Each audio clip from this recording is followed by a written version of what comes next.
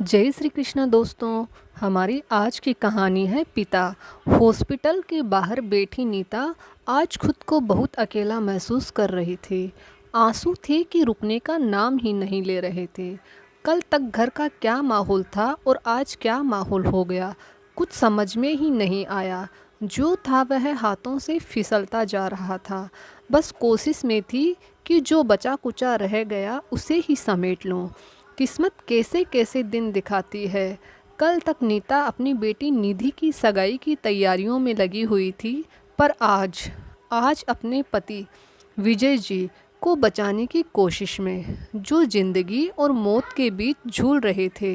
Heart attack था, पर इसका कारण निधि इतना कुछ बोल जाएगी उसे उम्मीद नहीं थी। आखिर कहाँ कमी रह गई। इतने सालों में जो कुछ नीता के साथ बीता था वह सब फ्लैशबैक की तरह उसके सामने आ रहा था। जब नीता अजय की दुल्हन बनकर ससुराल आई थी, अजय के परिवार में उसके माता पिता, उसके दो छोटे भाई थे, अनिल और विजय। नीता इतनी प्यारी थी कि उसे ससुराल में अपनी जगह बनाने में भी ज़्यादा वक्त नहीं लगा। हर कोई नीता को पसंद करता था और नीता भी सबका ध्यान रखती थी। अजय और अनिल जहां अपने पिता का व्यवसाय देखते थे, वहीं विजय अपने कॉलेज में पढ़ाई कर रहा था। वह नीता से 3 साल छोटा था, पर नीता से अपने दिल की हर बात शेयर करता था। 1 साल बाद ही नीता एक प्यारी सी बच्ची की माँ बनी। उसका नाम उन्होंने निधि रखा। कुछ साल बाद अनिल की भी शादी हो गई और देवरानी घर आ गई। सब कुछ बहुत अच्छे से चल रहा था। अब पिताजी ने विजय के लिए भी लड़की देखना शुरू कर दिया। अब तो नीता और उसकी देवरानी को पूरा मौका मिल गया था विजय की टांग खींचने का। आखिर देवर भाभी का रिश्ता होता ही ऐसा है। अब तो रोज़ ही घर ठहाकों से गूंजने लगा था। लेकिन कहते हैं ना, जिंदगी कभी एक जैसी नहीं होती। कब हंसी खुशी के माहौल को गमगीन माहौल में बदल दे, पता नहीं चलता। एक रात अजय घर लौट रहा था कि तेज रफ्तार ट्रक ने उसकी ज़िंदगी को लील लिया। नीता का तो जैसे सब कुछ ही खत्म हो गया। बिल्कुल सोचने समझने की हिम्मत ही खत्म हो चुकी थी। नीता की कोई इतनी ज़्यादा उम्र भी नहीं थी और घर की इज्जत घर में ही रह जाए, इसलिए कुछ दिनों बाद उसके माता पिता और उसके सास ससुर की मर्जी से नीता का विवाह उसके छोटे देवर विजय से कर दिया गया। लेकिन निधि जहाँ पहले विजय चाचा कहकर उसके आसपास मंडराया करती थी, अब वह उससे दूर रहने लगी थी, चुप चुप से रहने लगी थी। किसी भी चीज़ की ज़रूरत होती तो सिर्फ नीता से कहती। कई बार विजय ने भी इस बारे में बात करनी चाहिए, लेकिन निधि ने कुछ नहीं कहा। वह अभी बच्ची है, यही सोचकर किसी ने ध्यान भी नहीं दिया। लेकिन जब नीता दोबारा माँ बनी तो निधि पूरी तरह से ही बदल गई। उसे ऐसा लगने लगा था कि अब उससे उसकी माँ भी छीन ली गई है। वह बहुत जिद्दी हो गई थी। वह अपनी छोटी बहन राम्या के साथ ढंग से पेश नहीं आती। चीखना चिल्लाना उसकी आदत में शुमार हो चुका था। कई बार वह उस पर हाथ तक उठा देती थी, जिससे परेशान होकर नीता ने निधि को उसकी नानी के पास भेज दिया। इसके बाद तो वह विजय से नफरत ही करने लग गई। हालांकि विजय ने नीता के फैसले को गलत ही कहा, लेकिन निधि को यही लगा कि विजय के कहने पर ही नीता ने यह सब किया है। हालांकि विजय ने कभी भी पिता के फर्ज से मुँह नहीं मोड़ा।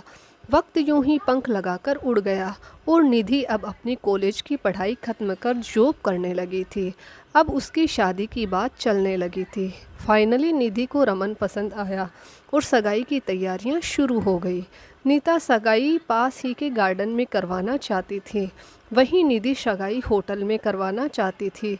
सगाई होटल से हो या गार्डन से, इसी बात को लेकर निधि और नीता में बहस हो गई। क्या मम्मी, शादी मेरी है, कम से कम मेरी मर्जी तो चलने दो। देख, शादी के लिए हम होटल बुक कर लेंगे, लेकिन फ़िलहाल सगाई तो हम पास के ही गार्डन से करेंगे। यार आप प्लीज़ ज़बरदस्ती मत करो, इससे तो सगाई घर पर करवा लो।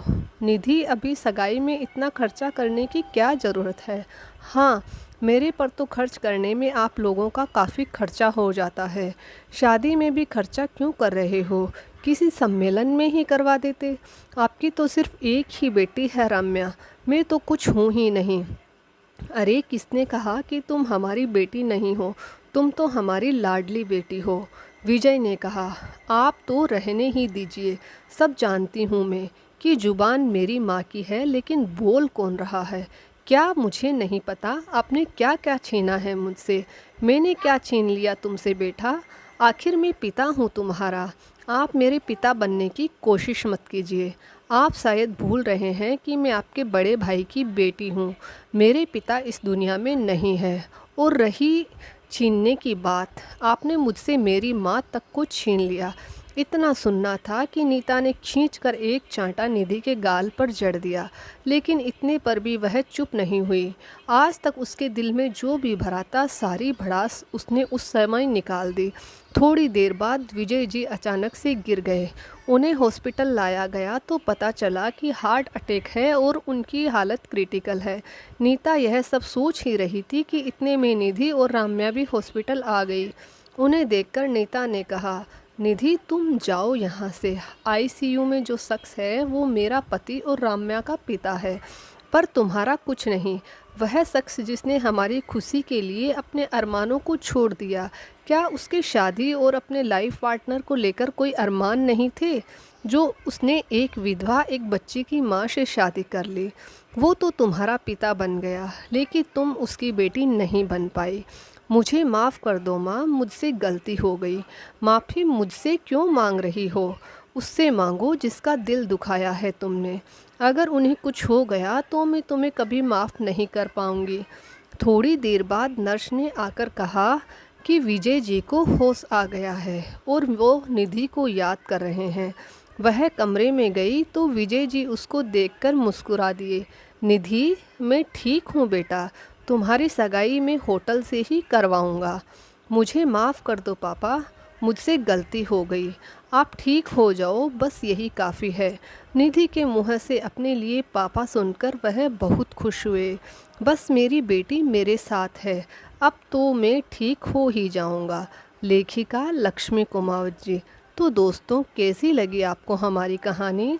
अगर कहानी पसंद आई तो हमारे चैनल को लाइक और सब्सक्राइब ज़रूर करें। जय श्री कृष्णा।